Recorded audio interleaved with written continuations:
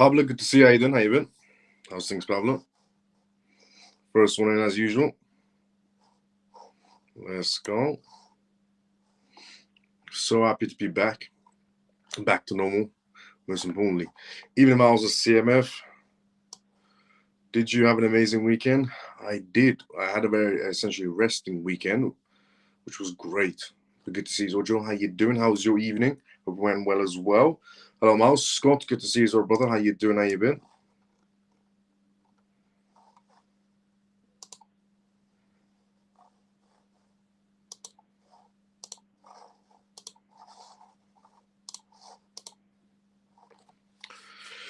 It's good to see everyone. Good to be back, most importantly. Good evening, Miles and CMF. Are you feeling better, Miles? I am. I'm feeling a lot better. Genuinely, I'm feeling a lot more better than where I was. Good to see you back, Miles. Hope you're feeling better. I am. Let's go artistic. Good to see you as well. How you doing? How you been? And few things have been happening around the world, which we're going to go through on tonight's live. One of the biggest ones is essentially France has collapsed, which is something we discussed for a while on this, on the topic of is France on the verge of collapsing, and it finally has happened today. France, essentially, government has pretty much collapsed economically. They're pretty much ruined. The prime minister of France is pretty much gone. Macron's country is in shambles right now. We're going to talk more on that once we do the intro disclaimer and so on, and how it essentially weighs into the crypto space. Hello, Miles. Hope you're feeling better, bro. I'm feeling great, T. Good to see you. How you doing? Good evening, Miles and CMF. Orvin, good to see you. How you doing? How you been? Good evening, Miles and CMF. JP, good to see you, brother. How you doing? How you been? So that's the intro disclaimer, but that's everyone's tuning in for the first part. And then we go through essentially what we're going to be talking about tonight's live. Welcome to the CMF. If you're watching this for the first time ever, the CMF stands for Crypto Miles Family. My name is Miles. You can tune to this live Monday to Friday, 10 p.m. London time onwards for the most recent news regarding cryptocurrency, CBDCs, AI, politics, and regulation. Pretty much vital information for you to know about regarding the world completely transforming into a digital space, or you just want to be informed. The disclaimer of this live, as always, is not financial advice, not political advice, and whatever I say is only for entertainment purposes. And we also do Q&As on this live show as well, which means if you have any questions, put it down in the comment section. More than happy to help you out. Now, I just want to take a second to say thank you so much to everybody from the CMF who's watching right now. If you're new, you're watching this, who has liked this live and retweeted this live on X. If you're watching this on X, CMF members, thank you so much to everybody who's liked and retweeted this live. If you're watching this on YouTube right now, thank you so much to everyone who's also dropped a like on YouTube as well. If you haven't, CMF members, drop a like, a retweet, even a comment outside the live, hashtag XRP, hashtag Ripple, hashtag Trump, whatever you want to go for. It helps with the algorithm. So thanks so much to everyone who has done that. And if you haven't done that, just take 5 seconds, CMF members, to like, retweet, and leave a comment outside the live. Now, on tonight's live, we're going to be covering a mixture of topics. We're going to talk about essentially France, just for a small segment at the beginning of the live show because of what's happening over there and how it could essentially impact the crypto market space as well going forward if what needs to be done is done. We're also going to be talking about tonight's live regarding some predictions coming out on where Bitcoin is going to be sitting in, where the rest of the market space is going to be sitting in, coming from very high profile, essentially, analytics, essentially firms and some perspectives from CEOs and CTOs. We're also going to go through news on tonight's live regarding the matters of essentially another blockchain company going fully public, which if anybody's interested in essentially being inside crypto market space and the stock market, but relating it to essentially crypto companies going IPO, this could be great for you. We're going to go through some South Korea news on tonight's live as well, because there's a lot of things happening over there, which we're going to cover. We're going to be talking about the market structure bill that's going to be happening very soon by the looks of it, which is the Clarity Act. We're going to be talking about tonight's live regarding the NASDAQ also, and what's happening over there regarding the crypto market space in terms of tokenization. We're also going to cover on tonight's live regarding the matters of the attack that's happening right now on cold storage wallets and how everybody needs to double check everything regarding their cold storage wallets because there's an attack going on right now. We're going to be talking about strategy on tonight's live as well, as we always do, microsailors new bets. We're going to be talking about Putin on tonight's live, but very controversial statement coming from Putin. To some, it might seem like a conspiracy theory. To others, it will be like, I told you so. But we'll get to it. We're going to also go through news on tonight's live regarding the matters of Ripple, as always, as we do on tonight's live, and what's going to be happening in terms of the XRP ETFs. Now, the first news we are going to go through on tonight's live is going to be essentially regarding the Bitcoin movements. But before we talk about that, let's just go a quick segment, just talk about what's happening in Europe, because quite a bit is happening in Europe right now. One of the main things that's happening in Europe right now is France has pretty much borderline collapsed. See, their prime minister pretty much left. The man that was in charge of essentially maintaining the finances of France left. Not that he just left, but both political parties on either side voted him completely out, which means nobody's managing the finances of France right now. Macron is still the president of essentially France. He still has his position, but there's no prime minister. Macron has to choose somebody to take over France right now, and both sides of the political party, the far left or the far right, don't essentially come to any sort of conclusions of who should be winning this. And they're also thinking about removing Macron from his position also, which Macron said he's here for a long time and he's not leaving until the end of his term. So, leading into where's the crypto part of this France collapse news? Well, the crypto part of this France collapse news is that is the European Central Bank going to be turning on the money printing machine, which we discussed about 2 weeks ago or a week ago as well, which was a perspective coming out regarding analytics firms suggesting that France might pressure the European Central Bank to turn on its printing machine to save France. Otherwise, France is going to completely collapse and might even start a war just to blame their complete collapse on a war, instead of saying that Macron was the main reason of why France collapsed. So Macron could save his own ass by starting a war, pretty much. So the question also, essentially, the only question that remains now is, going forward, is the European Central Bank going to be turning on their money printing machine? If they do that, then the Fed might turn on their printing machine also somewhere down the line, straight after that. If they also do that, then it's going to cause sparks, good sparks inside the crypto space, pushing the crypto market space as the alternative market space much more higher, because that printing is going to be good in that moment in time, but later on that inflation is just going to be higher for those countries. So they're going to be more essentially digging a deeper hole for themselves as they go along. So just want to update everyone on that matter regarding France has finally pretty much collapsed. And it's the second biggest economy in Europe. Germany is pretty much the first one. It's Germany, France, Spain, and Italy that's holding the European together, the EU together for the longest time. One of them, the second one, has pretty much collapsed. Germany's not doing too well for themselves either, to be fairly honest. Neither is Spain and neither is Italy. Now, before we go through the first news on tonight's live, which is regarding the Tommy Lee Bitcoin perspective, let's go inside the comment section first. Let's see what's happening there. Then we go straight into the first news on tonight's live. Just want to give that little segment out there. And we did discuss it, at the end of 2024, when Trump became president. I said every country is about to be essentially either going into a recession or going essentially skimming past a recession pretty much. And it seems like France is heading into that recession rather than skimming it, by the looks of it. Now, let's go start the comment section first. Let's see what's happening there. We were at here. Good evening, Miles. Can't wait for another great evening. Let's go, Addy. Good to see you as well. How you doing? Good evening, Miles and CMF family. Funky brother. Good to see you as well. How you doing? Good evening, Miles and CMF. SB. Good to see you as well. How you doing? Good evening, Miles and CMF. How you doing? I'm doing great. Cali. Good to see you as well. How you doing? How you been? Good evening, Miles and CMF. Good to see you again. Hope you're feeling a lot better. I am, Carlos. I'm feeling a lot better, and I'm happy to be back as well. Just waiting till the 17th. For the Fed to cut the interest rates and help the markets. Let's go, Funky brother. Let's see where we're at, Scott. Let's go. I will check it out. Thanks. Morning, Miles of CMF. Shelly, good to see you as well. Morning. How you doing? How you been? Let's see. Okay, we went through the comment section. Let's go for the first news, then we'll come back to the comment section again. So, Tommy Lee has a Bitcoin prediction. Now, we've heard the Bitcoin predictions from Standard Chartered Bank and some other analytics firms of where they think the market space is going. And we've obviously heard Michael Saylor's predictions of where Bitcoin is going to be heading. Tommy Lee's perspective always has a little bit more, essentially, of oomph behind it, to pretty much to put in exact words. So, Tommy Lee of Foxtrot Global Advisors has projected that Bitcoin could reach $200,000 by the end of 2025. He made these comments during a television appearance on Monday, essentially today. Lee serves as the head of research at his firm and essentially also holds the position of chief investment officer. Bitcoin and cryptocurrencies like Ethereum are very sensitive to monetary policies, Lee said. If the Fed moves towards a rate cuts, it could set the stage for a very strong fourth quarter for the crypto market space.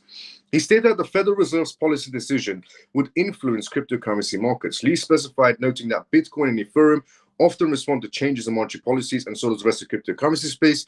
He suggested the interest rates reductions could create a favorable conditions for the digital market space, as seen as the alternative market space. Equities do well in these environments, and crypto, which often moves in line with equities, could benefit even more, Lee explained. That's why I believe Bitcoin can reach $200,000 before year comes to an end. Bond market essentially expectations now anticipate 3 interest rate reductions this year. Essentially, this exceeds the Federal Reserve's own forecast of 2 rate cuts. Lee observes that the weakening employment trends may prompt policy adjustments, and he essentially referenced previous periods when rate cuts coincided with the market's advances. The years 1998 and 2024 both saw rallies essentially in traditional equities and cryptocurrency markets following the monetary easing. Bitcoin has historically performed well during the fourth quarter periods of the market space. If essentially the Federal Reserve changes course, he suggested that the cryptocurrency markets might outperform traditional equities under 3 conditions. Ethereum could also experience positive momentum, according to Lee's assessment. He connected this essentially potential growth to performance in small capitalization of stocks. Market sentiments remains essentially cautious despite the recent all-time highs across major indices. The 24-hour essentially trading volume is reported at $35.7 billion, showing renowned activity across major trading pairs on platforms like Acebit, Binance, and Gate. In market developments, institutional participation continues to grow. A crypto essentially focused investment equity strategy reportedly acquired also 1,955 Bitcoins worth $217.4 million today as well, reinforcing essentially the narrative of long-term accumulation by institutional players. At the same time, EasyJet founder also essentially launched a trading app called Easy Bitcoin, aimed at essentially individual investors seeking simplified access to Bitcoin. While the app itself hasn't affected the price actions of Bitcoin in any sort of a way, its release highlights a broader movement essentially towards consumer-facing Bitcoin services. El Salvador also today brought 21 Bitcoins essentially to celebrate the 4th anniversary of its Bitcoin law, with the latest purchase being a symbolic nod to the flagship cryptocurrency, 21 million supply cap. President essentially Bukele confirmed the buy, essentially revealing that the country's Bitcoin reserves now holds 6,313 Bitcoins valued at over $702 million. The Bitcoin office also celebrated the milestone on X by showcasing key achievements since El Salvador became the first nation to establish a national Bitcoin stockpile. The country has launched obviously a CUBO Plus, a development program dedicated to advancing Bitcoin and its Lightning Network technologies. It now also offers public education initiatives in Bitcoin and artificial intelligence, with 80,000 public servants certified essentially in Bitcoin's literacy. The government has also passed a new banking law essentially that allows financial institutions that hold the digital currency to operate and provide services to sophisticated investors. So, 1. El Salvador today purchased a little bit more Bitcoin to celebrate their 4th anniversary of their Bitcoin law, being the first Bitcoin nation on the planet. 2. Michael Saylor essentially purchased a lot more Bitcoin today, yet his MSTR stock is actually down. Even though Bitcoin was slightly up and he purchased more Bitcoin, his stock didn't go up, which was essentially odd to a lot of analytics firms. Also, according essentially to, Lee's perspectives of where Bitcoin is going to be landing at $200,000 and the rest of the crypto market space is going to follow it in his footsteps, mainly due to the rate cuts we're going to be having. If we get those rate cuts happening by the Fed and Jerome Powell, stands by not what he said, because he didn't say we're going to be having guaranteed rate cuts, but he gave hints that we're heading towards rate cuts essentially. In the last ever Jackson Hole event, he did. But if we get the rate cuts, then the 4th quarter for the crypto space is going to be fireworks going into next year. And let's not forget, this month is not just also about rate cuts, which is beautiful to have inside the crypto market space because we've wanted them for the longest time. But the longer they hold off rate cuts, the bigger the fireworks are going to be straight after the rate cuts. Second of all, this month is also about the Clarity Act towards the end of the month passing through and getting signed into law, which is one major law we needed for the crypto space for eventually even decoupling scenarios. But we'll talk more on that. Now, Next news on tonight's live. We'll come back to the decoupling essentially situation and the Clarity Act a little bit later on tonight's live. But the next news we're going to cover through on session on tonight's live is regarding coin shares. If you are somebody that essentially invests inside the crypto space and you want to be inside the stock market essentially, but related to crypto projects going public, you want to be the first one through the door.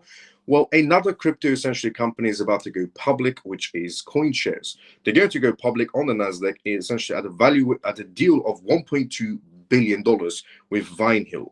So European digital asset manager CoinShares has signed a deal with Vinehill Capital Investment Corp, a special purpose acquisition essentially company SPAC listed in the US essentially today to bring CoinShares to the Nasdaq stock market.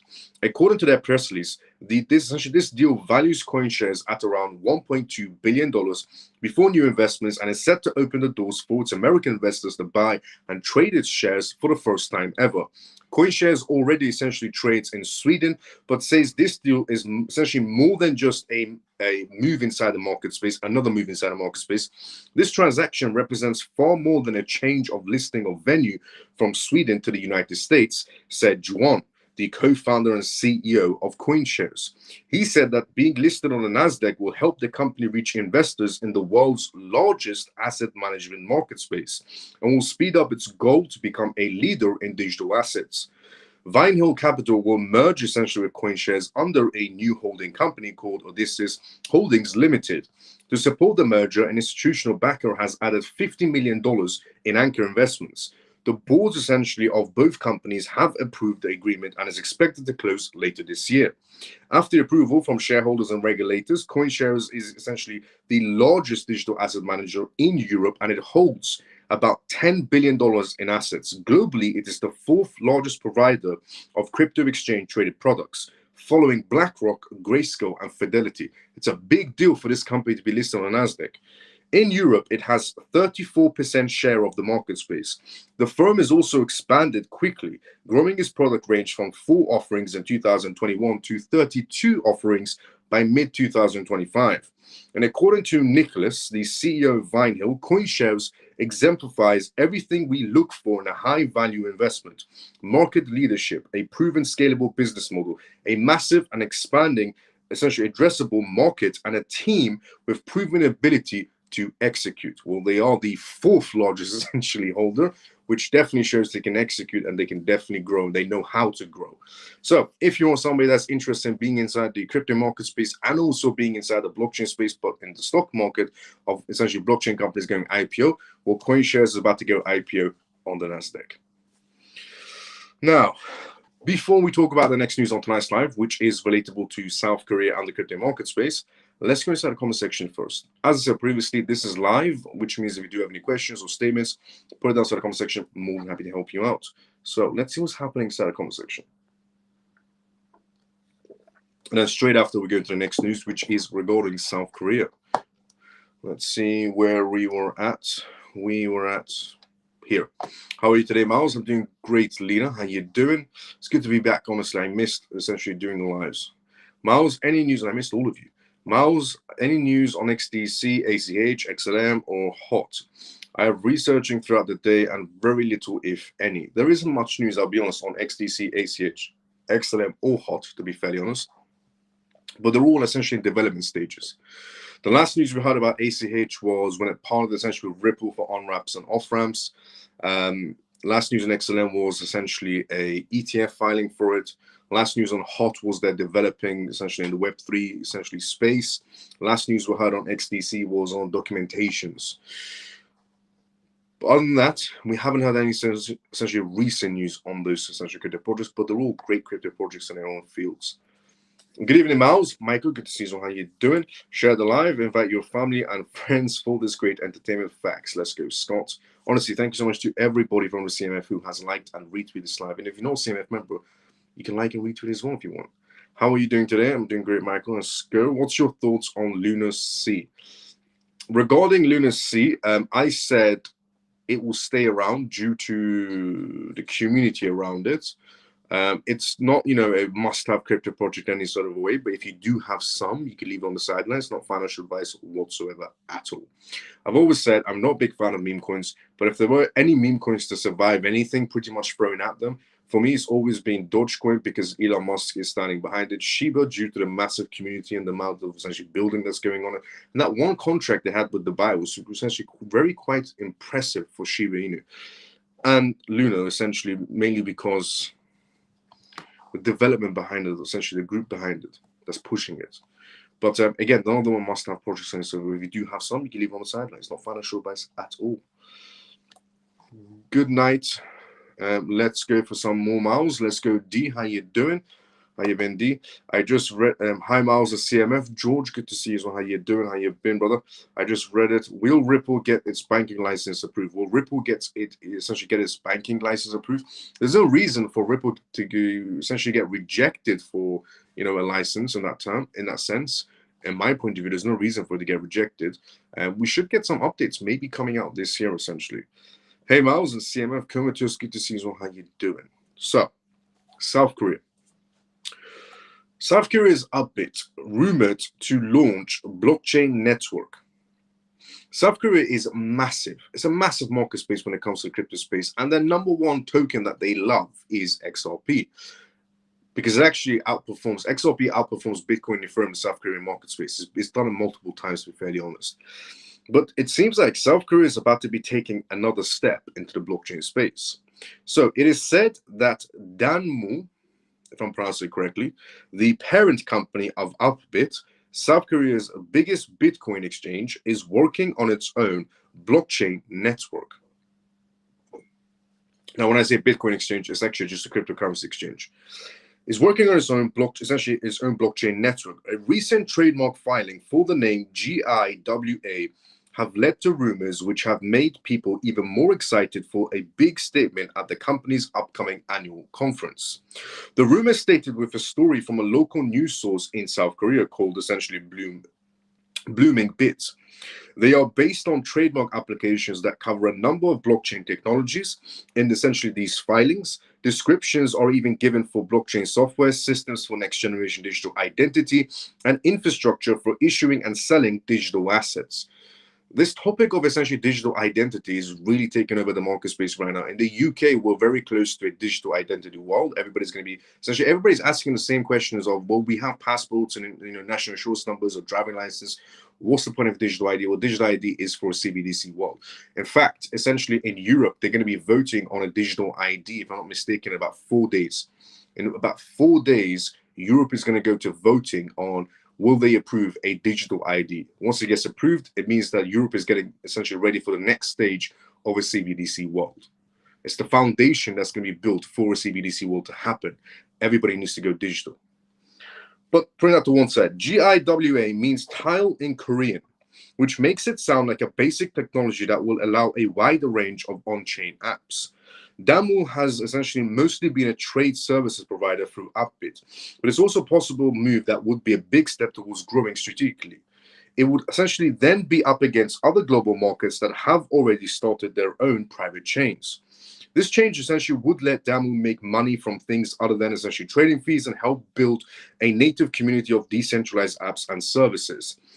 It's interesting that this news has just essentially came out just 1 day before Damu's yearly Upbit D conference. UDC 2025 starts in Seoul essentially on September 9th. The meeting is a big event for the industry in South Korea, which in case making it official during the event can turn the Korean blockchain ecosystem more competitive. Damu's possible move into blockchain development is more than just an addition to their current products. It's a strict move to create a complete, fully integrated crypto environment. If it goes live, the GIWA network could quickly become popular by using Upbit's huge user base in South Korea. This would create a powerful new platform for coders in South Korea and around the world, positioning Damu in a spotlight in Korea as a well-known global player. So, the crypto exchange Upbit, which is incredibly massive, huge user base, billions of dollars of trading volume, the company behind it is about to releasing their own blockchain. Tomorrow might be the announcement of that happening. because tomorrow is their conference meeting or conference event. So if you're a type of person that likes to get interested essentially in new blockchains coming out, this one could be something to look into, not purchase in any sort of a way. Again, it's not financial advice at all whatsoever. Just sharing everyone the news that South Korea's biggest exchange, the company behind it, is about to release an area blockchain. If you want to take a look at it could be announced tomorrow, and maybe it doesn't get announced tomorrow. Now, pivotal crypto market structure bill is what we're going to talk about next. As I said, it's not just about essentially the Fed rate cuts that we're going to be having this month, which is impressive. If we get Fed rate cuts this month, it's incredibly impressive. And that means essentially the fourth quarter of the market space, even according to Tom Lee, is going to be fireworks going through the next year. But this month is also about the Clarity Act, which is going to bring, in its own words, it's going to bring so much clarity towards the crypto space. It's going to essentially let the CFTC know what they have to do, the SEC know what they have to do, giving clarity towards crypto, essentially cryptocurrencies in general, which is what we need for that decoupling to be happening later on. Not overnight, but later on. So, the Clarity Act, or the Digital Asset Market Structure Bill, isn't just another piece of legislation. It aims to create a foundational federal framework for digital asset markets. Essentially, it seeks to bring much needed order and predictability to an industry often essentially criticized for its regulatory ambiguity. The committee, essentially, as reported, emphasized that this legislation is vital for maintaining the US's leadership in global digital finance. It's true. If the US passes the Clarity Act and Trump signs it in, then that's it. It's sealed. The US will become the biggest market space for cryptocurrencies. It's essentially what Trump intended for it to be, the capital of cryptocurrencies. The Clarity Act will give it that title. So without a clear regulatory roadmap, innovation could falter, and essentially businesses might look to more accommodating jurisdictions. So that's why the Clarity Act is extremely important, because the Genius Act was very important of keeping the US dollars alive. But the Clarity Act is very important to keeping the entire crypto market space alive. Passing essentially this comprehensive legislation offers several compelling advantages for the United States market space. It's not merely about regulations, it's about fostering a healthy ecosystem for innovation and economic growth. Regulatory clarity, for example, businesses thrive on clear rules. A lot of businesses don't like operating in gray areas because gray areas lead to the CFTC or the SEC investigating them and then a massive fine, which is why a Clarity Act will do so much justice for the crypto space. This bill will provide legal clarity necessary for companies to build, invest, and operate confidently within the US inside the crypto market space. It would give the confidence that institutions in America need to take the next big step inside the crypto space. Enhanced investor protection. A well-defined framework can better protect consumers and investors from fraudulent schemes and market manipulation, building trust in digital asset spaces. We have a ton of manipulation inside the crypto market space. If we get a Clarity Act, it would slow it down. Do you know when it would slow it down? The more we go into utility. The more we go into utility and decoupling starts to happen from Bitcoin's footsteps, and XRP, XLM, AVAX, Solana, Cardano, Ethereum, whatever essentially legitimate token is out there, decouples from Bitcoins and goes in its own footsteps. Because we're going towards utility, the manipulation wouldn't be too much at play. It will still be there, but it wouldn't be at the crazy level it is right now in the market space, because then we have utility. And again, that's not going to be overnight, it's going to be over time. But if you get utility, manipulation comes down for those crypto projects. So XRP wouldn't be manipulated as much. Neither would XLM, neither would XDC, neither would HBON, neither would Cardano or Solana or Ethereum or AVAX, and the list goes on. Depends on how far they're on utility. Because if anything happens inside the market space, due to that utility being used 24/7 around the world for whatever purpose they're in, it's difficult for them essentially to be manipulated to come down in price when they're being used 24/7 around the world. Global competitiveness. By establishing a forward-thinking regulatory environment, the US can solidify its position as a global hub for blockchain technology and digital finance, attracting talent and capital.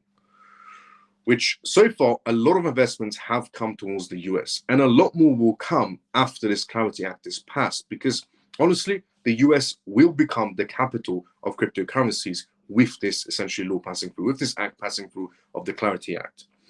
Innovation boost.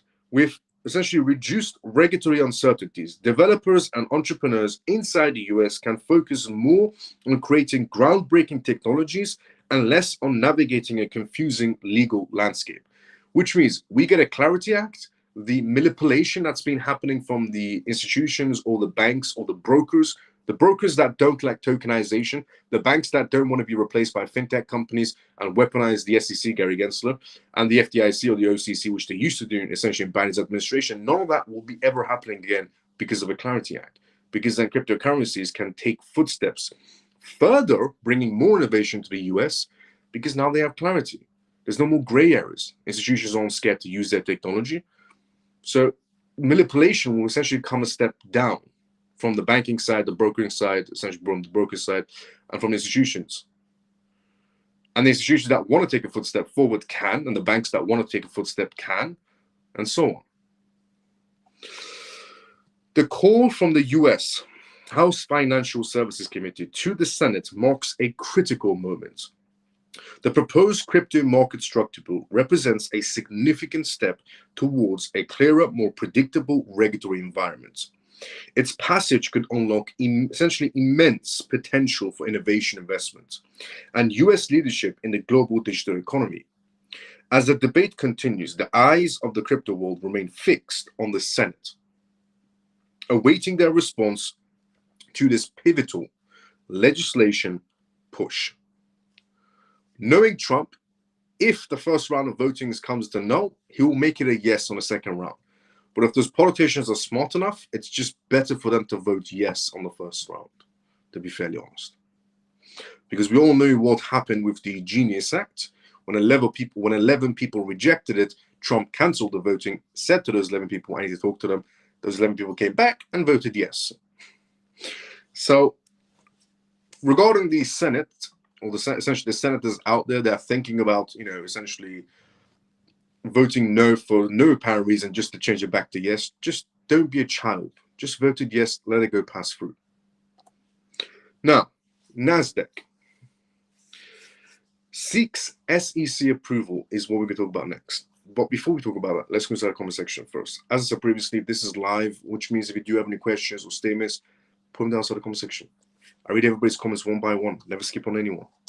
If you've taken time to write a question or essentially a comment or a statement down inside the comment section, I'm going to read it out. So don't be shy. If you have a question, go for it. Let's see what's happening inside the comment section. Okay, we were here. Hello, how you doing, Funky Brother? I'm struggling to send messages on YouTube. That's a bit weird. Funky Brother, try on X sending a message. Let's see if that works through. Evening, Miles of CMF. Jason, good to see you as well. How you doing? What's up, Miles of CMF? Ray, good to see you as well, brother. How you doing? How you been? Okay, NASDAQ. NASDAQ seeks SEC approval to offer tokenized security trading, which is big. You can clearly tell, essentially, the US is taking more footsteps inside the blockchain space. NASDAQ filed a proposal with the US SEC, essentially, to introduce tokenized securities trading on its platform. As a retainers report essentially came out today, the proposal sought SEC approval to modify NASDAQ rules, allowing trading of listed stocks and exchange-traded products on its primary market in essentially either traditional digital or tokenized form. The filing essentially positioned NASDAQ as the first major US stock exchange to pursue a formal regulatory approval for tokenized securities trading. The submission essentially followed the SEC's recent rulemaking agenda announcement, which essentially included potential amendments allowing crypto trading on national security essentially exchanges and alternative trading systems. Under the SEC Chair Paul Atkins, the agency pursued a revamped cryptocurrency regulation aimed at reducing rules that Wall Street criticized as overly burdensome. The tokenized securities essentially sector expanded significantly throughout 2025, with the market capitalization essentially growing 43.3% to surpass essentially $420 million, according to realworldassets.xyz. NASDAQ's proposal emerged essentially aimed at rising global investor demands for tokenized assets, and prominents argued that tokenization improved liquidity in financial systems through reduced settlement times and enhanced trading accessibility. Major financial institutions, including the Bank of America and Citi, are exploring launching tokenized assets, including stablecoins. Coinbase, the largest US crypto exchange, essentially previously sought SEC's permission to offer tokenized equities to customers. The convergence essentially of traditional finance and blockchain technology accelerated under President Donald Trump's administration, easing crypto essentially regulations and creating opportunities for established market operators to essentially embrace digital asset innovation. The Nasdaq's proposal essentially contrasted sharply with recent industry oppositions to tokenized securities. The World Federation of Exchanges, WFE, sent a letter to 3 regulatory bodies in late August expressing concerns that tokenized stocks mimic equities without providing essentially equity rights or trading safeguards. There are people who are against tokenization entering essentially the stock market. And do you know who those people are? It's the brokers. The brokers are upset that they're going to be pushed out of this digital world because there's no point of a broker anymore later on. Because if anybody can essentially buy anything they want, essentially crypto.com, for example, expanding into bonds, stocks, ETFs, everything to come with it, you don't really need a broker anymore. Sure, some people might trust their brokers if they've been with them for years as a family broker and so on, but the majority of the market space wouldn't need them anymore. And eventually they'll be essentially pushed to the side. The same way the banks were upset and weaponized the SEC under Gary Gensler's authority to go after crypto companies to slow down their progress so the banks can catch up to this digital world we're heading into, is the same way the broker is essentially sending letters to essentially the SEC or the firms out there telling them that, there's no point of tokenization because it's not a real thing and that, brokers are. Which might, in my point of view, it seems pathetic. You either have to adapt to a digital world, essentially being inside the retail section or the institutional sector, or in a governmental person. You have to either adapt to a digital world or get left behind. It doesn't matter what sector you're in, essentially in life, retail, institutional, or government member. If you don't adapt, you're going to push to the side. That's what it's looking like right now. But the WFE letter submitted to the SEC's crypto task force, European Securities and Markets Authorities, and the IOSCO's FinTech task force started an alarm over the essentially of the plethora of brokers and crypto trading platforms offering or intending to offer so-called US tokenized stocks. The organization argued that these products were marketed as stock tokens or the equivalent to stocks when they're not. Platforms including Robinhood and Coinbase faced criticism for pursuing tokenized equity offerings. Robinhood essentially launched tokenized equities for EU customers in June and planned to issue tokens representing shares in privately held companies, including OpenAI. OpenAI responded by stating it did not endorse the tokens and was not involved in the offerings. The WFE warned that stock issuers could essentially suffer damages if tokens failed and called for the application of security rules to be tokenized assets, clearer legal frameworks for ownership and custody, and the prevention of essentially marketing tokens as stock equivalents. Nasdaq's proposal addressed exchange industry concerns by establishing a stricter standard for tokenized securities. The exchange argues that the tokenized securities must possess the same material rights and privileges as they do in essentially traditional securities of an equivalent class to qualify for trading on its platform. So the Nasdaq decided to, instead of pushing out tokenization, bring in the innovation, just change the rules to make the market more safe for tokenized trading, rather than pushing the market space out and being in favor of brokers staying around. Under the Nasdaq's framework, qualifying tokenized securities would trade alongside traditional securities on the same order book and according to the same execution priority rules. The exchange explicitly stated it would not treat tokenized instruments as equivalents to traditional counterparts unless they convene full rights, in whole or in material part. The proposed noted essentially maintaining national market system benefits and protections while accommodating tokenization.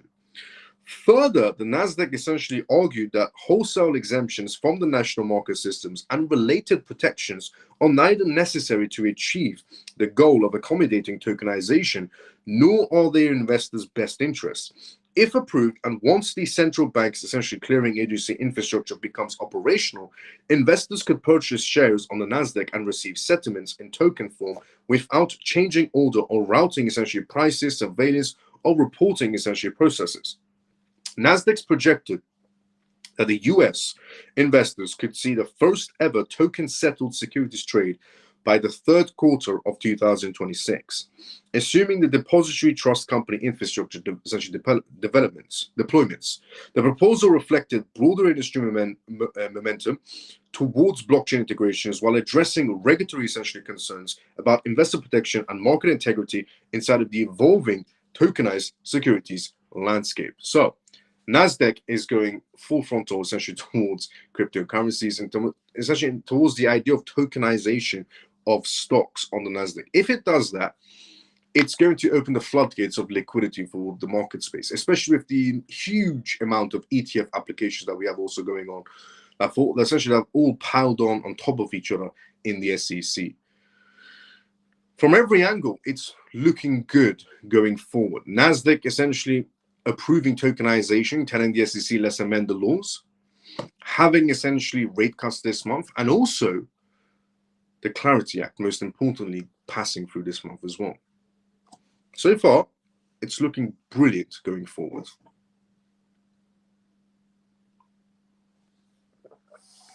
Now, obviously, in the journey, we're going to have ups and downs. Essentially, by the time we get the Fed rate cuts this month, by the time we get the Clarity Act this month, and going forward the tokenization of the Nasdaq, the ups and downs is due to the house has to win. The simplest way to put it for everybody out there, if you're new inside the crypto space as well, the simplest way to put it is the house has to win. In between the Fed rate cuts happening, in between the Clarity Act passing through, and in between the Nasdaq essentially accepting tokenization with the help of the SEC. In between, the house has to win, and the house is the exchanges. If they don't win in between, then they're not going to be able to essentially pay out on all the longs going forward. So keep that in mind as well. But in general, it's up, up, up. With the ups and downs in between, but up, up, up. You get a bigger picture. Now, before we talk about the next news on tonight's live, which is a very important news, let's go inside the comment section first. Let's see what's happening there, and then we go straight into the next news, which is very important that everybody needs to know as well.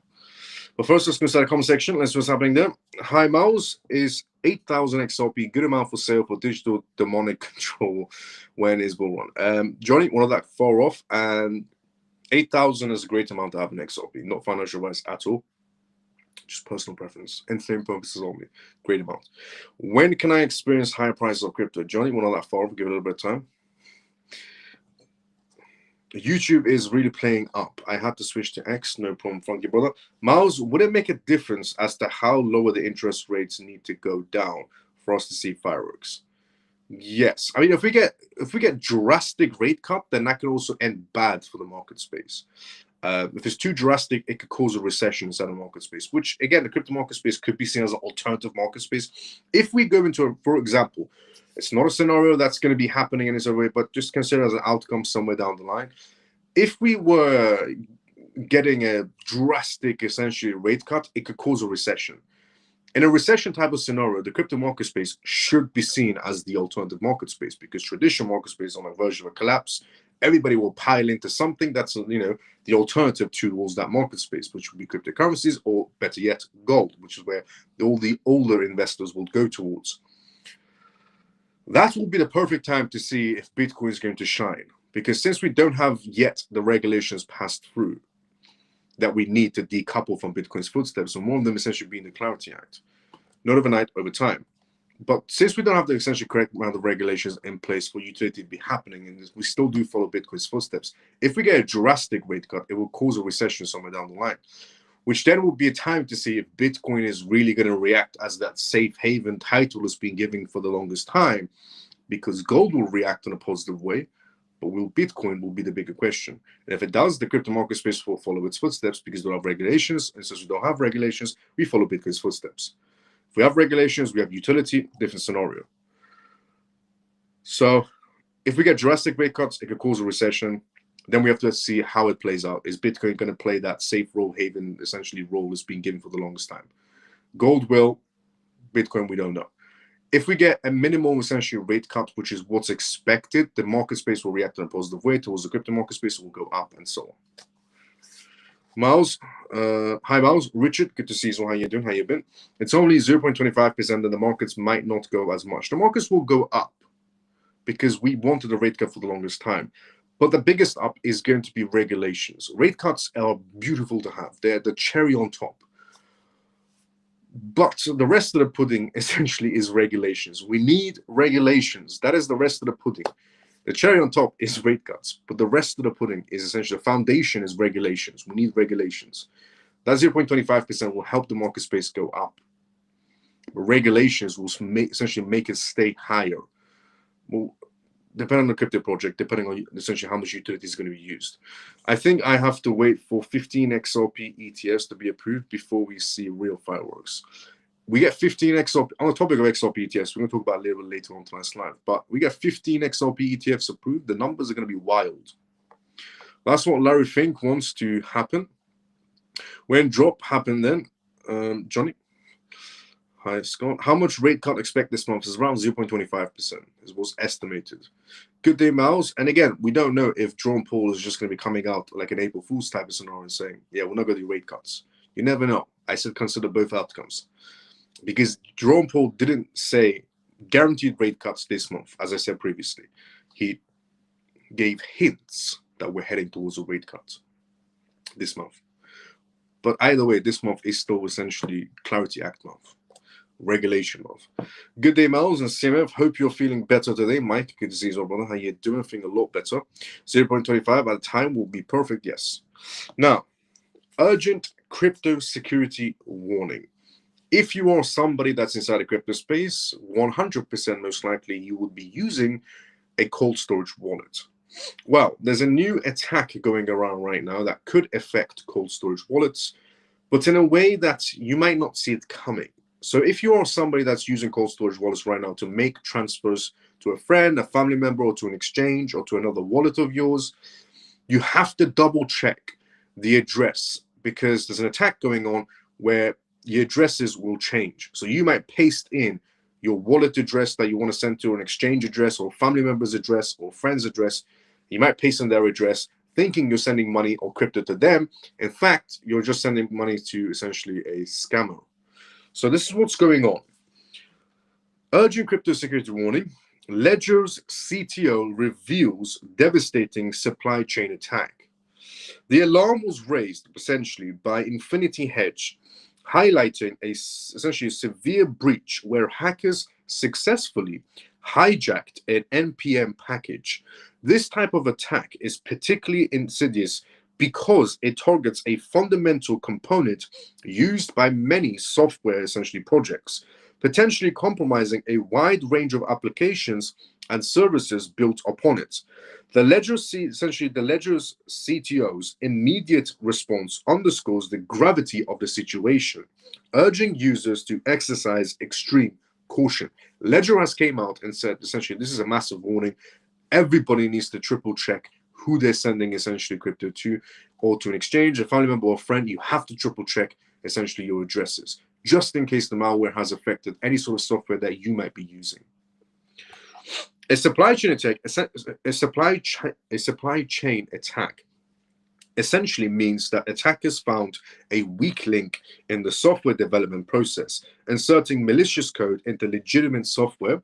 When you use that software, you unknowingly execute the attacker's code. In this instance, an NPM package, a common dependency for many JavaScript projects, became the essentially vector for this widespread compromise. This makes essentially the crypto security warning incredibly relative to anyone interacting with decentralized applications or any of the crypto services. The core of the Ledger, essentially CTO's advice, revolves around on-chain transactions. For those who utilize hardware wallets, like essentially, for example, Ledger devices, the recommendation is very clear. Be extremely cautious all transactions before signing them. Whenever you're about to essentially, honestly, if you're about to send a cryptocurrency to any sort of wallet, triple check the address, because the address that you might paste in might not be the same one you're sending to. So double check it, triple check it, how much of a time you want before you send it. And I always do say to everyone, if you're about to send cryptocurrencies to anyone or to yourself, to another wallet, for example, always send a small amount and then send the larger amount. But still, in this scenario, you have to triple check even the small amount or the larger amount, just to make sure. This means essentially meticulously reviewing every detailed display on your hardware wallet screen to ensure it matches the intended transaction. Any disparity, no matter how small, should be a red flag. What about individuals, for example, using a hardware wallet? The advice is even stricter. The CTO explicitly recommended reaffirming from on-chain transactions for the time period. Ledger is telling people maybe slow down on the transactions for the time period because this hack is quite a big one. This strong consensus highlights the potential for this widespread compromise, suggesting that the risk is too high for software-based wallets or direct interactions with potentially compromised services. The danger lies in the stealthy nature of supply chain attacks. Malicious code can lie dormant, waiting for an opportunity, a moment to strike. When you sign an on-chain transaction, you are essentially giving permission for funds to move. If the underlying software or service you are interacting with has been compromised, that signature could be redirected or altered without your full knowledge, leading to irreversible loss of assets. Preferably, honestly, Ledger is telling people, slow down on the transactions right now. Just slow down on transactions right now, just in case whatever software you might be using to make that transaction happen has been affected by this malicious code. Consider these potential scenarios. Phishing attacks, compromised packages could redirect you to fake websites that mimic legitimate services. Transaction manipulation. Your transaction details, such as the resident address or amount, could be altered before you sign it off. Private key exposure. In the worst case scenario possible, highly sophisticated malware could attempt to extract your private keys or your seed phrases, and at that point, it's game over. Your wallet is fully compromised. That's the worst one without a doubt. An address that you might be sending crypto to changes, you could lose some cryptocurrencies. A phishing attack going to the wrong website, it could happen, but essentially be very vigilant on what links you would click on. But a scenario where a malicious code a highly sophisticated malware could attempt to extract your private keys or seed phrases, that's pretty much game over. That's your entire wallet emptied out.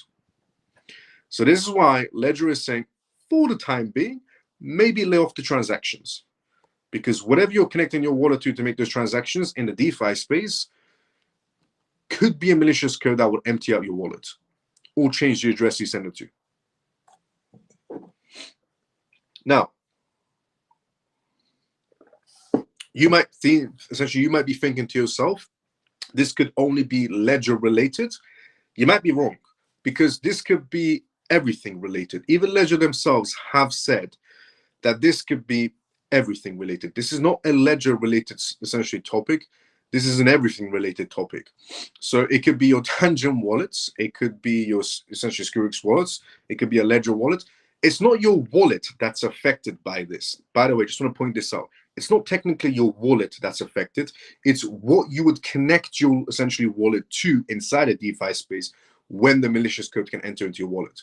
So it's not that your wallet, your Tangent, Ledger, and Skurix, or any other essentially Trezors, or any other crypto cold storage wallet you may have, they're not really affected.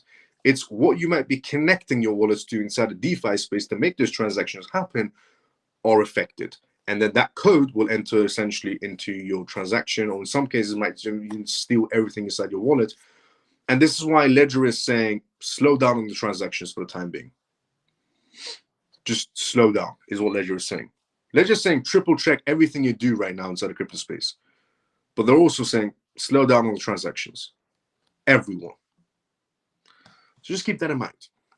For the time being, I did say a long time ago, 2 years ago exact, I said the more we advance inside the digital world, security obviously will be growing on one side, but hackers will be getting very intelligent on the other side. And you always have to be vigilant of what you do. Cybersecurity is key inside the crypto space. Honestly, if you understand cybersecurity, it will take you far inside the crypto space. So I just want to put that out there for everyone. When you're doing transactions, if you have to do a transaction, triple check the address. Make sure it's the address you pasted before you make the transaction happen. Also, stay off the DeFi space. Honestly, just stay off the DeFi space for the time being, preferably. Preferably use exchanges. But also still triple check. And exchanges, you never know, they could be affected as well. Honestly, this is why Ledger is saying just slow down on the transactions. They're not saying don't do any transactions. They're saying just slow down on the transactions until they patch this. Not Ledger patch this, but in general, it gets patched. Let's go inside the comment section first before we go for the next news on tonight's live. But I had to share this news because it's extremely important. But the DeFi space is pretty much where it's affected most. I'll stick using my tangent. Ledger hacked again. Not Ledger. It's not Ledger that's hacked in any sort of way. It's a DeFi space, pretty much. Different software platforms in DeFi space have been essentially compromised. I'll stick using to my Tangent and SKUX. Sometimes I noticed it just shows the few initial codes and final few codes and dots in the middle. I've seen videos how they are changing seed phrases on the ledger. Hackers are getting really smart now. They definitely are without facts. Honestly, hackers are getting extremely smart right now. Now, which is up to you to always be vigilant. Honestly, in a digital world, you are the bank. In a digital world, you are the bank. In a traditional world, the bank is the one that's supposed to be protecting your money. But in a digital world, you are the bank. You're the one that has to be vigilant. You're the one that has to, make sure whatever link you're clicking on is a legitimate link. Preferably don't click on any random links. If you receive a text message from a number you don't know and it sends you a link, don't even open a text message. Just swipe and delete. If you receive a message on WhatsApp, Telegram, Instagram, direct messages, TikTok messages, a comment section of a YouTube channel, don't even bother click on it. Don't even essentially go near it. Just leave it alone. If it's a message, delete it straight away. You're the banker, honestly, in digital world, and you have to be extremely vigilant on protecting yourselves. Now, let us know when it's patched, Miles. I don't want to make any transactions at all. No problem, Cryptodon. I'll definitely know everyone when it is patched. Me too. No problem, Scott. I'll definitely update everybody on this matter on when this is going to be patched, because it's not good in any sort of way, especially when Ledger is coming out and telling people to do fewer transactions. Now, strategy is what we're going to talk about next on tonight's live. Strategy is betting bigger on essentially Bitcoin with 1,955 essentially tokens purchased, as their stock is sliding down. Something weird is going on. Michael Saylor essentially strategy, purchasing more Bitcoins, should be seen positive for the market, market space, for Bitcoin and for the company shares. But their stocks are going down while they're making Bitcoin purchases. So, software intelligence firm Strategy has doubled down on its Bitcoin strategy with yet another purchase, essentially marking its sixth straight week of accumulation. This move comes just days after the firm failed to secure a place in the S&P 500, a disappointment that weighed heavily on its stock. In the latest update, Strategy revealed acquired 1,955 Bitcoins for $217.4 million last week at an average price of $111,196 per coin. With this essentially addition, the company's Bitcoin reserve has grown to 638,460 Bitcoins, worth a staggering $41.17 billion. Based on an average purchase price of $73,880, year-to-year date, this Bitcoin portfolio has returned a yield of 25.8%. Funding these purchases has required the company to once again turn on its own stock, An SEC filing shows that the Nasdaq-listed firm raised $200.5 million from the sale of 591,606 MSTR shares. It also secured $11.6 million from STRF sales and $5.2 million from their STRK sales. This marks a return to essentially a very strategy it had previously essentially promised to avoid, selling common stock at times when its market value ratio is below 2.5%. Apparently, strategy is doing something they said they would never do. They're doing it now, which is bad because that's why possibly where essentially their share prices are sliding, even though they're making Bitcoin purchases. The timing of the latest crypto purchase is notable. Last week, strategy was left out of the S&P 500 despite the index formal requirements, which was very odd as well, that the S&P 500 didn't acknowledge strategy. Instead, the committee chose Robinhood, AppLovin, and EMCOR, passing over Michael Saylor's led company. Is this the first steps of Michael Saylor's company's strategy being pushed to the side?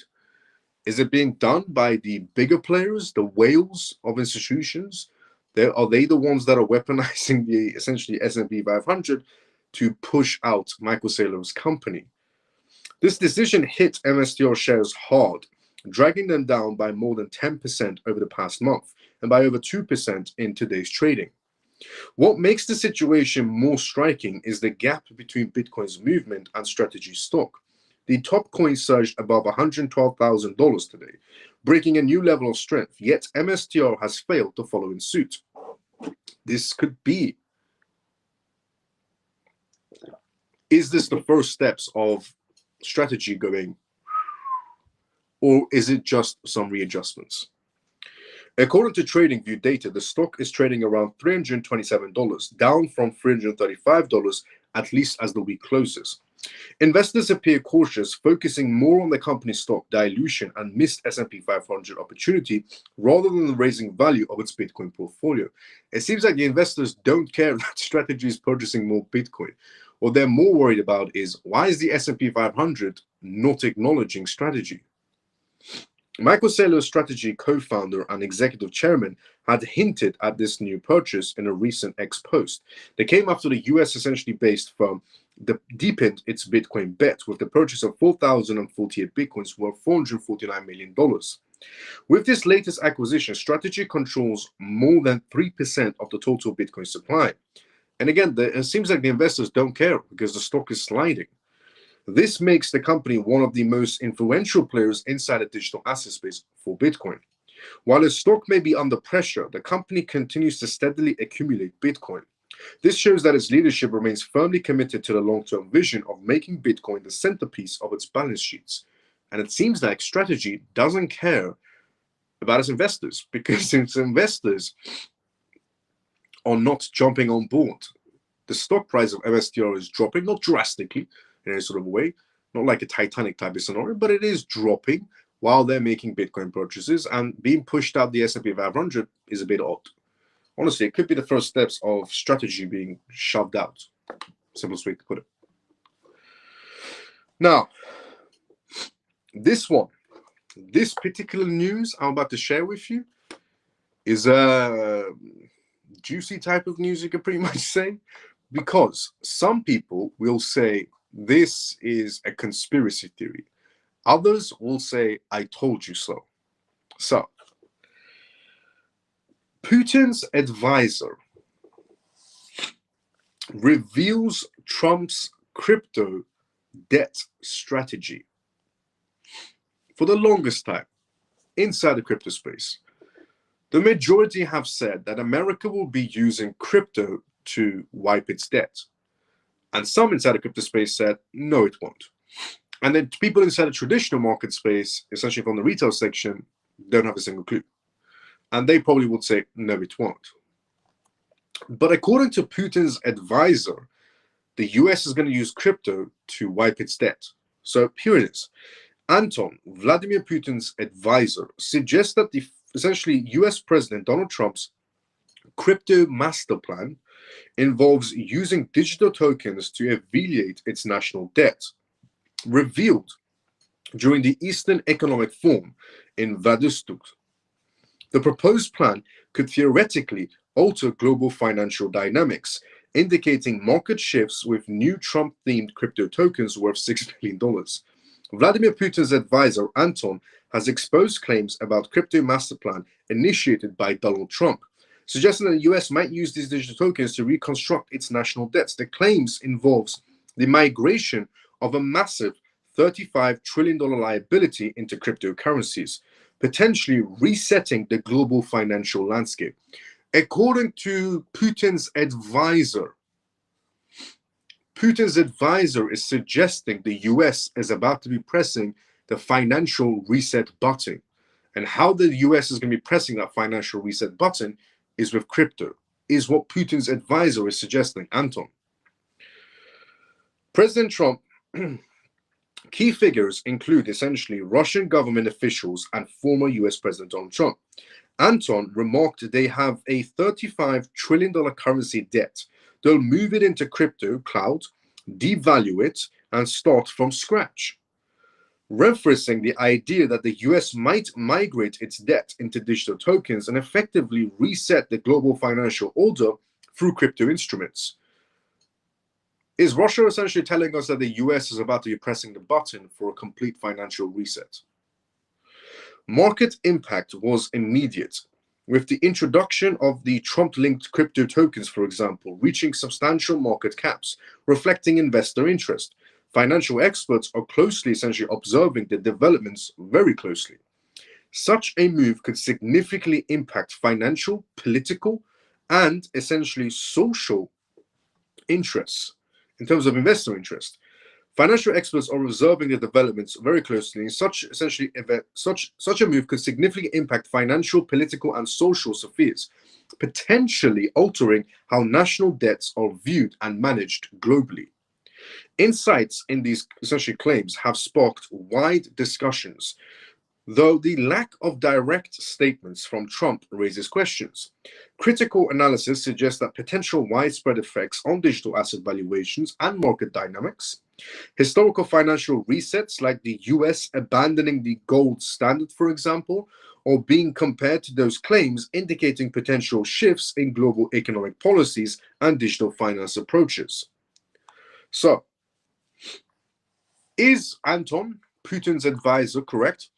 Is Trump about to be using cryptocurrencies to reset the US debt by using a particular cryptocurrency or certain crypto projects to bring it on chain, devalue it, the $35 trillion, make it essentially evaporate, and then press a button to reset the financial sector, which again essentially would put the US as number one. The US will go back to number one in terms of, it is number one right now still inside the market space. But imagine a US with a clean slate, according to Anton's words, Putin's advice. Imagine the US going into a digital world with a clean slate. No more $35 trillion debt, essentially, or somewhere anywhere near that. Because according to Anton, a particular crypto project will be used, or certain crypto projects will be used to bring that $35 trillion debt on chain and then devalue that crypto project, which essentially would vanish in terms of the, according to Anton's words, it will essentially evaporate the debt the US has. Interesting enough, imagine if it's Bitcoin. If the US decides to back their national debt with Bitcoin and then decides to devalue it and disappear it off the face of the earth. Or you might just use Trump token, who knows? And then something else has to take its position for a financial reset inside the US.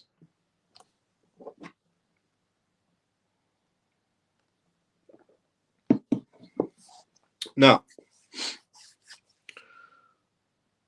what we're going to talk about next is Hong Kong. But before we talk about Hong Kong, let's go inside the conversation first. Honestly, what was said by Russia, some people will suggest it's going to be, what was suggested by Russia is something that's been said for the longest time inside the crypto space. And some people agree, some people don't agree to that idea. But let's see how things plan out. The interesting part was devaluing the debt. Because what's been discussed is, essentially we would have a scenario where the debt would get tokenized in some sort of a way. But the devaluing part, to make the debt pretty much evaporate, is a new perspective. Now, newish perspective. Avoid these messages. Let me see what's going to start the comment section. As I previously, there's live, which means if you do have any comments or statements in the comment section, go for it. Let us, we were here. Avoid these messages about drops on X2. They ask for your address a few years ago before joining our family. I was scammed for over $1,000. Please take care. Please take my experience to avoid experiencing these same scenarios. Facts. What Scott has said. There's a lot of scams going on right now inside the crypto space, especially ads inside the crypto space suggesting that they'll give you free crypto or free airdrops. Stay away from it. No financial advice at all, just my personal perspective for entertainment purposes only. It's scary. Imagine losing all of your crypto. Damn. It is. Facts. Let's go, Scott. Share the live. Let's go, Scott. Hello, Miles. Have you heard the most recent collaboration between XRP and ACH? What is your opinion of it? The last, essentially, thing I heard about ACH and XRP was the on-ramp and off-ramp, which I said was an amazing news. We've been saying this, that they plan to use crypto to wipe out a debt. We have facts. Essentially what Shelley has said, facts. We have been saying this for a while. I agree. Let's go, Scott. Now, Hong Kong, 2 of the world's largest banks target stablecoins and licensing in Hong Kong. Someone told me most cryptos will go back to zero. Not sure how true that is. That's been said inside the crypto space for the longest time as well, regarding 90%, 99% crypto projects will go to zero. I've said that before as well. Essentially, the majority of crypto projects will go to zero, and the only legitimate ones will stay around inside of a digital world. And you'll have some unlegitimate tokens as well, because in any type of a world, traditional sense or digital sense, we could have clean money and not so clean money circulating around the world. That's just how the world operates. So clean money will be operating towards legitimate crypto projects, and unclean money will be washed through the unlegitimate crypto projects, put it that way. But the majority of the crypto space will disappear eventually. Those two market spaces will exist with certain crypto projects in the legitimate side, certain crypto projects in the illegitimate side. Not overnight, as time goes by. How does that work? Someone must be owed that money. Yes. I mean, the way Anton described it, it's a very complex scenario.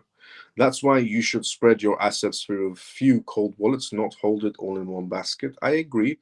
But again, slow down the transactions is what I would also add on top of that. According to essentially Ledger themselves as well, suggesting to slow down any sort of transactions.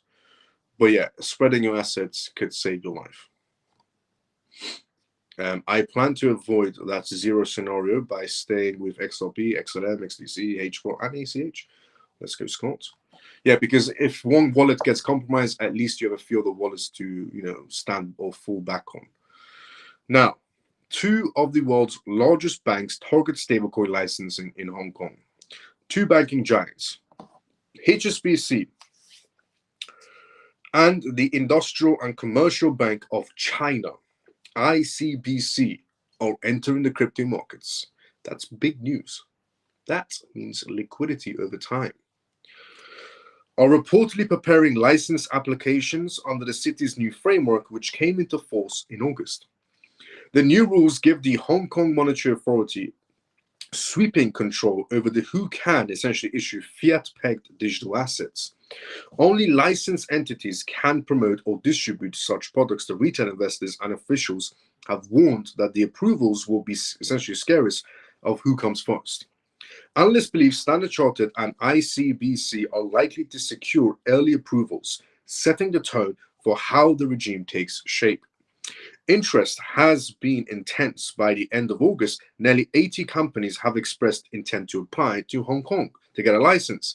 Yet many of those firms were caught off guard by the strict capital, custody, and compliance standards, with some suffering double-digit valuation drops with the rules essentially when they were announced. Regulators described the correction as a sign of a serious vetting rather than market weakness.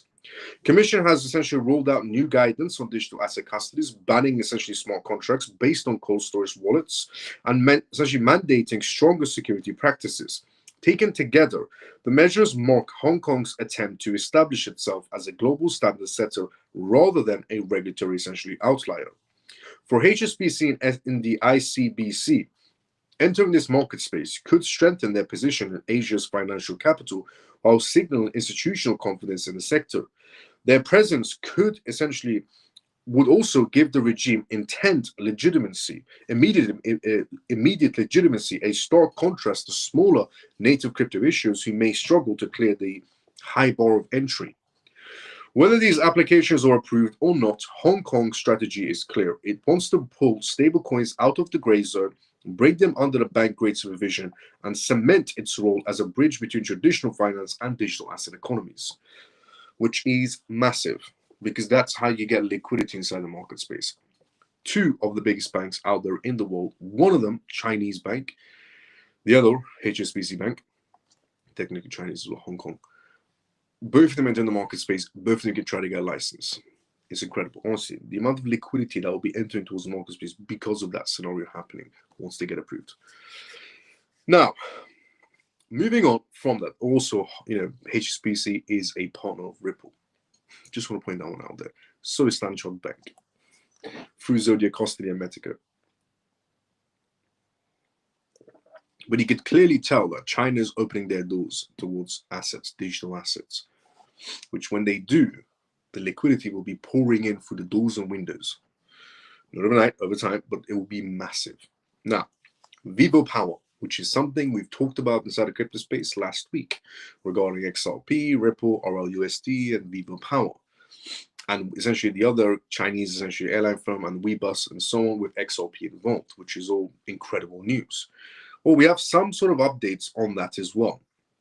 So, Vivo Power, Tembo, essentially adopts RLUSD for global payments as a part of their XRP strategy right now. Vivo Power International announced that its electric vehicle subsidiary, Tembo, will now accept RLUSD stablecoins for payments.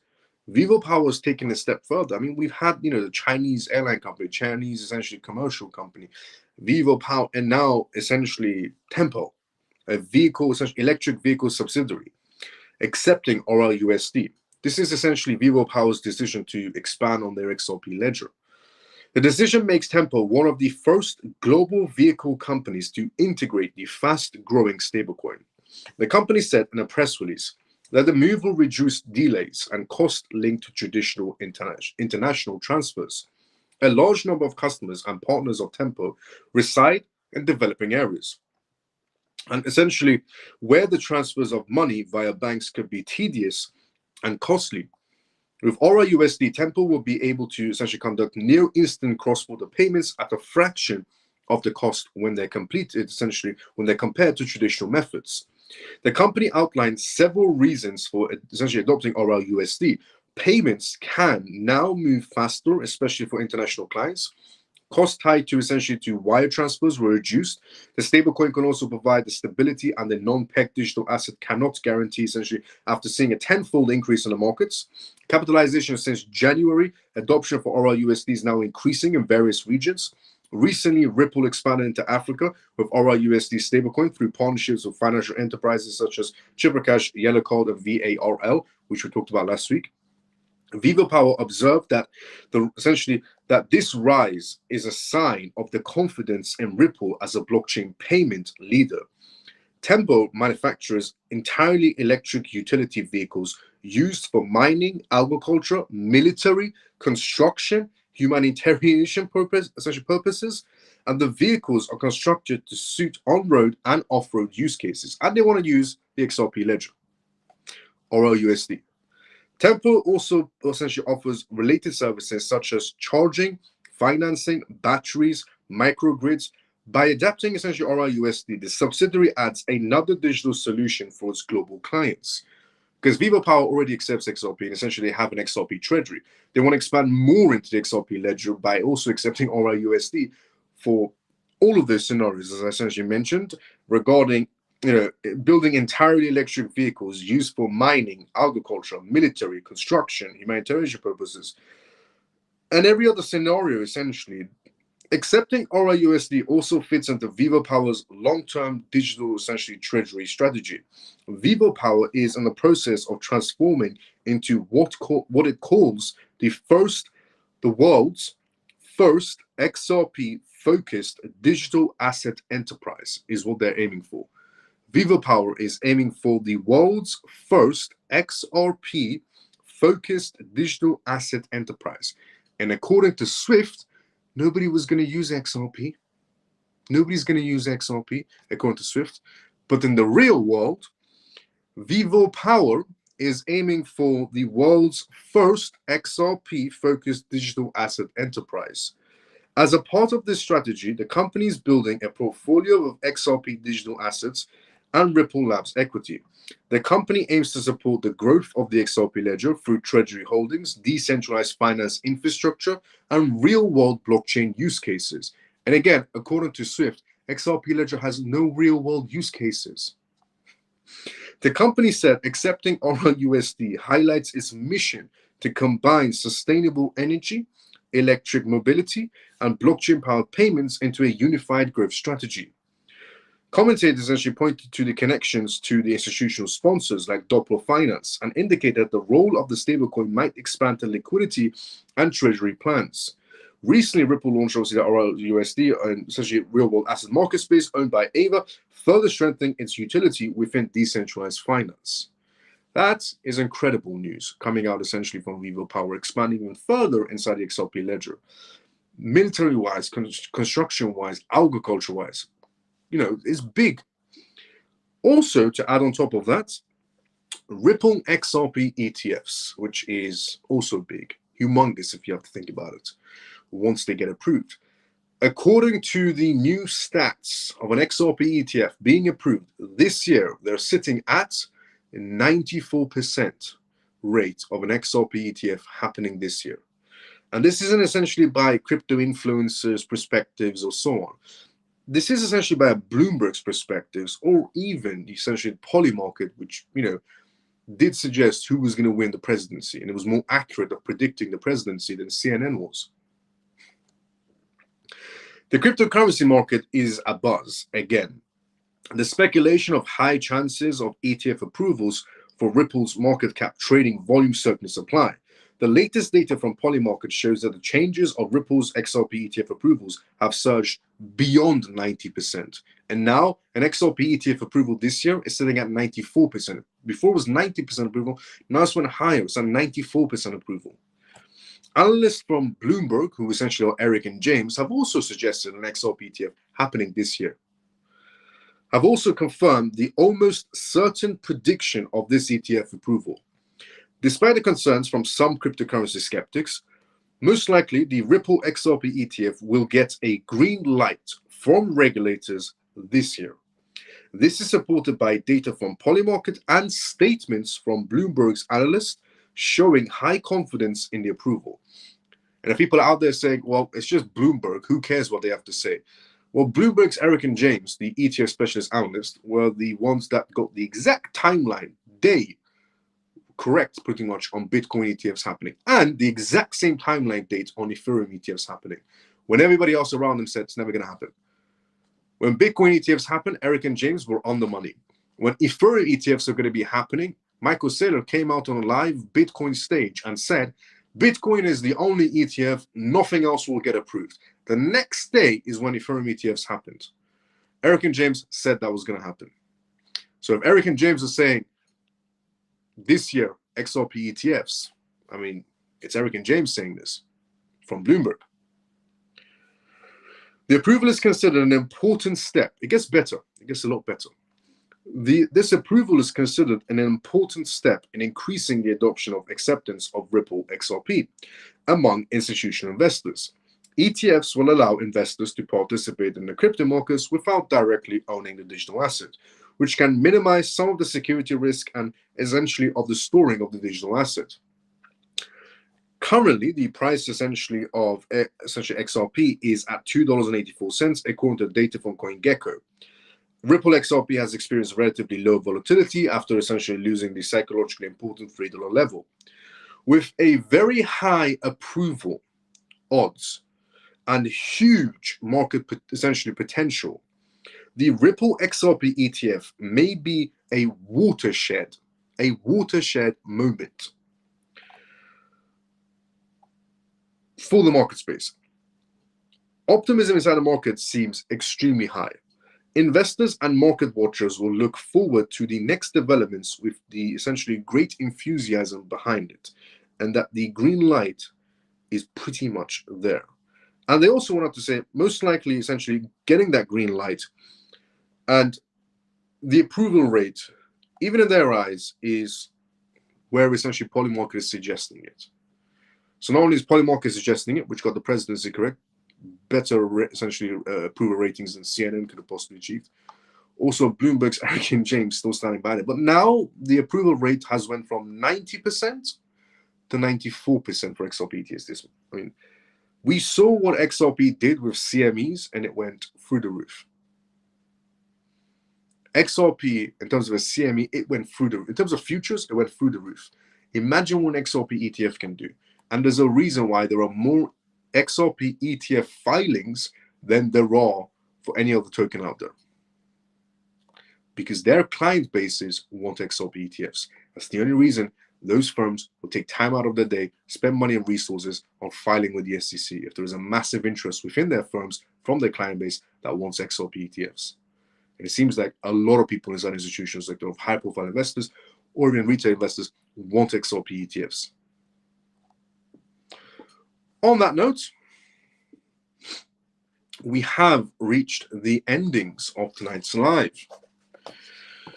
Just want to say, as usual, if there are people out there inside the crypto space are essentially telling you that your XRP has no future, that Ripple is a company that's scamming people, that the XRP ledger has no DeFi usage, you could tell those people to go and F themselves. Because the XRP ledger has usage, companies are essentially interested in, institutions are very interested in XRP ledger. You can kind of tell from the ETF applications out there and the amount of licensing it has and what Ripple's about to be achieving through the banking license world.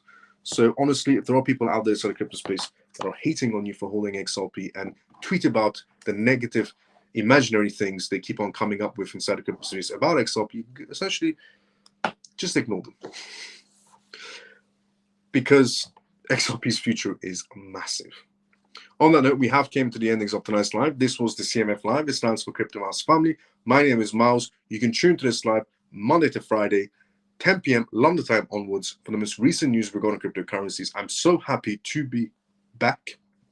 And this was episode 368 of the CMF Live. It's incredible to be back. I love you all. I missed you all. So happy to be back and so happy to be back to normal, not essentially ill anymore. Like, comment, share, retweet. If you already haven't CMF members, I really appreciate it when all of you comment, retweet, essentially like the live shows. If you follow and subscribe to me during this live as well, thank you so much, honestly, and welcome to the CMF. Join the CMF essentially on the X communities pages as well. And also the disclaimer of this live has always been not financial advice, not political advice, and whatever I say is only for entertainment purposes. So let's go to the comment section first. Let's see what's happening there, and then we're straight, and then we call tonight, essentially. Good night, Miles. And also, could every other country in the world and debt do the same with the US or crypto to eliminate their debt completely? They could if they wanted to. In a legal sense, they could. Good night, Miles, and all CMF. Thank you for a great live and news. Let's go, JP. See you tomorrow, same as usual. Night, Miles and CMF. Pablo, see you tomorrow, same as usual as well. Night, Miles and CMF. Amazing live show as always. We'll see you all tomorrow. Joe, let's go. See you tomorrow, same as usual. Appreciate all your efforts, Miles. Let's go, Susie. See you tomorrow, same as usual as well. Thanks, Miles. Nice to have you back. See you tomorrow, CMF. Let's go. See you tomorrow, same as usual. Night, Miles and CMF family. See you all tomorrow night. Let's go, Frankie Brother. See you tomorrow, same as usual.